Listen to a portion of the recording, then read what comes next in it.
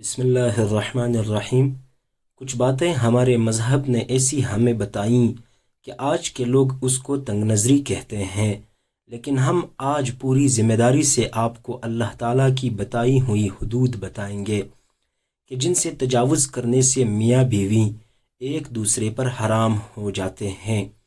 آپ کو پورا حق ہے کہ آپ پوری ویڈیو کو دیکھ کر ان باتوں کو جان لیں اور ان کا بے پناہ خیال رکھیں۔ اللہ تعالیٰ نے قرآن میں اور نبی پاک صلی اللہ علیہ وآلہ وسلم نے اپنی احادیث کے ذریعے سے شادی شدہ جوڑوں کے لیے کچھ حدود بیان کی ہے، اور کوئی بھی شادی شدہ جوڑا ان حدود کو پار نہیں کر سکتا۔ سورہ بقرہ میں ارشاد ہے، یہ اللہ تعالیٰ کی حد ہے، ان کے پاس نہ جانا۔ آج کے ٹاپک میں ہم جن حدود اور غلطیوں کے بارے میں بتانے جا رہے ہیں، وہ غلطیاں ایسی ہیں کہ میاں یا بیوی ان غلطیوں میں چاہے دانستہ طور پر ملوث ہوں یا غیر دانستہ طور پر، میاں بیوی کا نکاح ٹوٹ جاتا ہے اور بیوی میاں کے لیے ہمیشہ کے لیے حرام ہو جاتی ہے۔ اس لیے ان غلطیوں اور حدود کے بارے میں جاننا ہر شادی شدہ جوڑے کے لیے لازم ہے، تاکہ وہ اپنے آپ کو ایسی غلطیوں اور گناہوں سے دور رکھ سکے، تاکہ ان کی زندگی میں ایسی پیچیدگی کی نوبت نہ آنے پائے۔ یہ غلطیاں اور گناہ کون کون سے ہیں، اس بارے میں اب ہم مکمل تفصیل بیان کرتے ہیں، لیکن اس سے پہلے آپ سب دوستوں سے گزارش ہے کہ ویڈیو کو آخر تک ضرور دیکھیے گا، ساتھ میں چینل پر نئے ہوں تو سبسکرائب کرنا مت بھولیے گا۔ نکاح ٹوٹنے کی سب سے پہلی وجہ اسلام میں جو بیان کی گئی ہے وہ موت ہے۔ میاں یا بیوی میں سے جیسے ہی کسی ایک کی روح پرواز کر جائے تو اسی لمحے نکاح ختم ہو جاتا ہے اور بیوی شوہر پر حرام ہو جاتی ہے۔ دوسری وجہ خلع ہے، جس میں میاں بیوی باہمی طور پر طلاق کے لیے راضی ہو جاتے ہیں۔ تیسری وجہ ایلاء ہے، جس میں شوہر اپنی بیوی سے 4 ماہ ہم بستری نہ کرنے کی قسم کھائے اور اس قسم کے بعد واقعتاً ہی 4 مہینے ہم بستری نہ کرے تو نکاح ٹوٹ جاتا ہے۔ یہ یاد رہے کہ ضروری ہے کہ شوہر قسم کھائیں، بنا قسم کھائے ہم بستری نہ کرنے پر طلاق نہیں ہوگی۔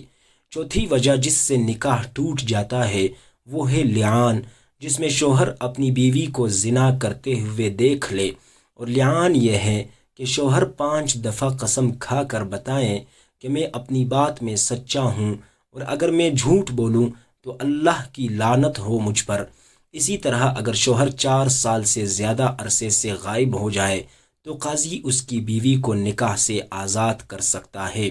زوجین میں سے اگر کوئی بھی دین اسلام سے منحرف ہو جائے تو تب بھی نکاح ٹوٹ جاتا ہے۔ اسی طرح اگر معتبر ذرائع سے پتہ چل جائیں کہ میاں بیوی دونوں آپس میں رضائی بہن بھائی ہیں تو قاضی دونوں میں لازمی تفریق کروا دے۔ یہ یاد رہے کہ اللہ نے رشتوں کی حدود قائم کی ہیں اور رشتوں کا آپس میں تقدس بیان کیا ہے۔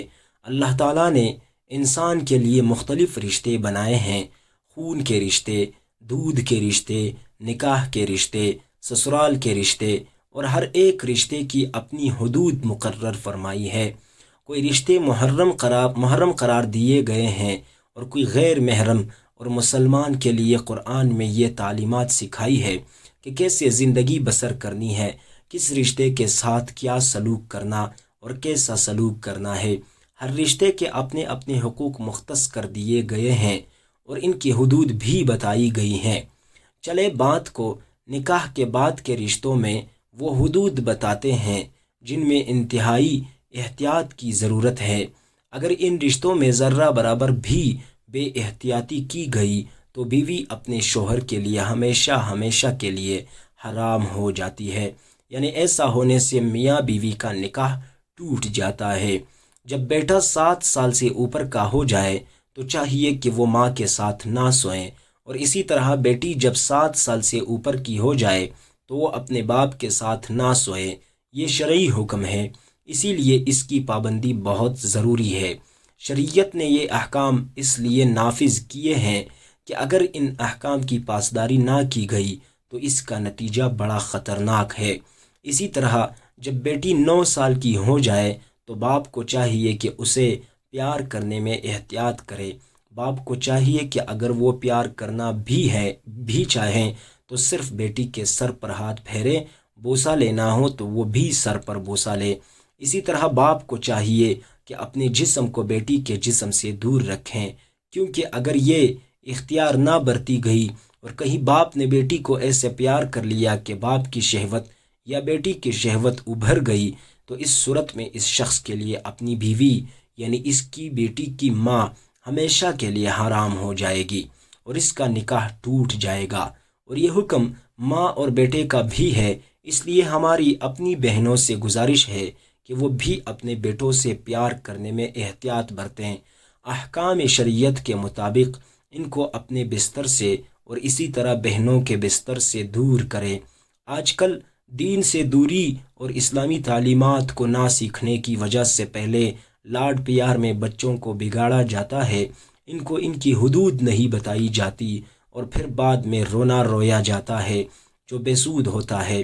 اسی لیے ضروری ہے کہ بیٹے کو 7 سال سے اوپر ہونے پر باپ کے پاس سلایا جائے لیکن ماں کے پاس نہ سلائیں، اور بیٹی ماں کے پاس تو سو سکتی ہیں لیکن باپ کے پاس نہ سوئیں۔ اسی طرح ایک اہم رشتہ ساس اور داماد کا ہے۔ اگر نکاح کے بعد شوہر اپنی ساس کو ماں سمجھنے کی بجائے بدنیتی سے کام لے جس سے وہ ایک دوسرے کے قریب آ جائے اور ان میں شہوت آ جائے تو بیوی اس پر ہمیشہ کے لیے حرام ہو جاتی ہے۔ جو حدود شریعت نے طے کی ہے، ان حدود کی پاسداری کریں، کیونکہ نکاح صرف بیوی کے ساتھ ہوتا ہے اور اس کی زوجیت کے لیے صرف اس کی بیوی حلال ہوتی ہے۔ لہٰذا باقی سب رشتوں کے ساتھ برتاؤ میں ایک مرد کو بڑے احتیاط کی ضرورت ہے۔ اب سسر کے لیے حکم ہے کہ بہو کو اپنی بیٹی جیسا سمجھے، اس کو بیٹی کا درجہ دے۔ اب جس کو دین کی سمجھ ہوگی اور شریعت کی سمجھ ہوگی تو وہ ان رشتوں میں جو فاصلے طے ہیں ان کی پاسداری کرے گا، لیکن جو شرعی اصول سے ناواقف ہوگا وہ ان کی پاسداری نہیں کر پائے گا۔ اسی طرح اگر سسر اور بہو میں شہوت کا رشتہ قائم ہو جائے تو تب بھی نکاح ٹوٹ جاتا ہے۔ آج کل کے رشتوں میں تو پہلے بے تکلفیاں اختیار کی جاتی ہیں اور جن بے تکلفیوں کو برا نہیں جانا جاتا جو بعد میں اس حد تک چلے جاتے ہیں لوگ اپنا نکاح ہی تڑوا بیٹھتے ہیں۔ خدا را شریعت کو سیکھیے اور اس پر عمل پیرا ہو جائے تاکہ ہمارے رشتے پاک رہ سکیں اور ہمارے گھروں میں مذکورہ بالا صورتحال بھی پیدا نہ ہوں۔ سب سے بہتر راستہ یہ ہے کہ کبھی بھی 2 مخالف ہم جنسوں کو اکیلے بیٹھنے کا موقع نہ دیا جائے، کیونکہ ان میں تیسرا شیطان ہوتا ہے جو کہ کسی بھی پاک رشتے کو ختم کر سکتا ہے۔ اے اللہ پاک ہمیں شیطان کے وسوسوں سے دور رکھنا اور ہمیں ہمارے رشتوں میں پاک دامنی عطا فرما۔ تو یہ تھی ناظرین ہماری آج کی ویڈیو، امید کرتے ہیں کہ آپ کو اچھی لگی ہوگی۔ اگر اچھی لگی ہے تو لائک کیجئے اور کمنٹ باکس میں اللہ تعالیٰ کے 99 ناموں میں سے ایک نام ضرور لکھیں، ویڈیو کو شیئر ضرور کریں۔